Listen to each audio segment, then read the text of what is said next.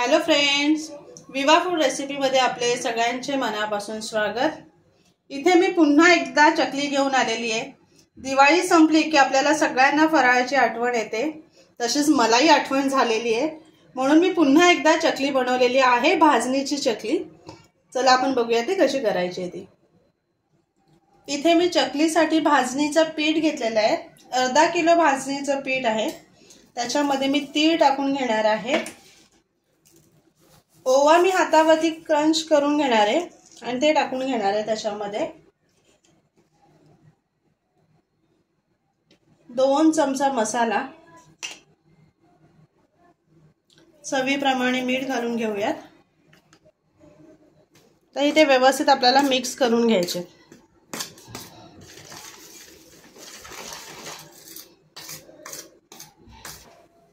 इथे मसाले मिक्स करून घेतलेले आहेत।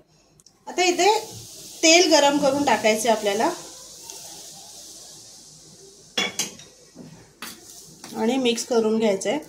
जी तेलाची जी छोटी पळी असते ना, ती मी 2 पळ्या घेतलेल्या आहेत उकळवून, आणि ते ह्याच्यामध्ये मी टाकून घेतलेलं आहे। आता हे आपल्याला व्यवस्थित हाताने मिक्स करून घ्यायचे। गरम आहे, सांभाळून करायचे।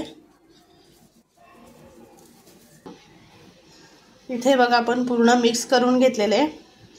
हे बघा अशा पद्धतीने व्यवस्थित पीठ मिक्स व्हायला पाहिजे, असे गोळे तयार व्हायला पाहिजे। तर त्यांनी काय होतं, आपली चकली खूप छान खुसखुशीत आणि मस्त होते। इथे 2 ग्लास पाणी मी उकळवत ठेवलेलं आहे। अर्धा किलो पिठासाठी 2 ग्लास पाणी परफेक्ट अंदाज होतं। आता ह्याच्यामध्ये थोडं थोडं पाणी टाकून घ्यायचं। एकदाच एकत्र पाणी नाही टाकायचे, थोडं थोडं पाणी टाकून आपल्याला ते मिक्स करून घ्यायचे।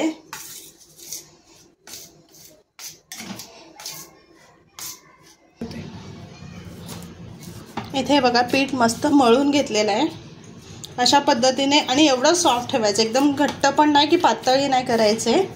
आणि तुम्ही बघू शकताय 2 ग्लास पाणी होतं, त्याच्यातलं एवढंच पाणी उरलेलं आहे। पूर्ण पाणी त्याला आपण वापरलं गेलेलं आहे, प्रमाण एकदम परफेक्ट आहे।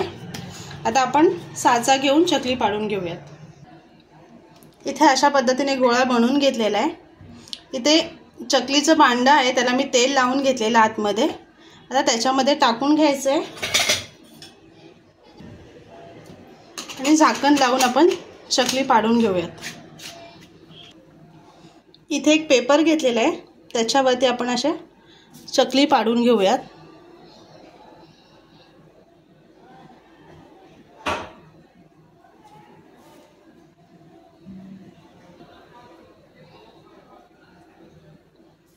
अशा पद्धतीने आपण सर्व चकली पाडून घेऊयात।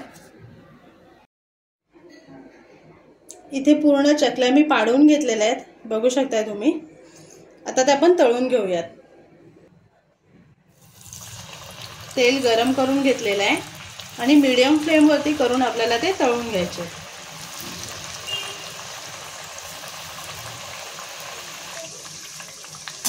आता इथे आपण पलटी करून घेऊया। दोन्ही बाजूनी छान अलटी पलटी करून आपल्याला तळून घ्यायचे। ह्याला बघा असे जे बुडबुडे येत आहेत, ते जर थांबले आणि चकली खाली बसली तर समजून जायचं की आपली चकली छान तळून झालेली आणि खुसखुशीत झाली। मग आपण काढून घेऊया। इथे चकली खाली बसायला लागलेली आहे, आता आपण ते काढून घ्यायचे।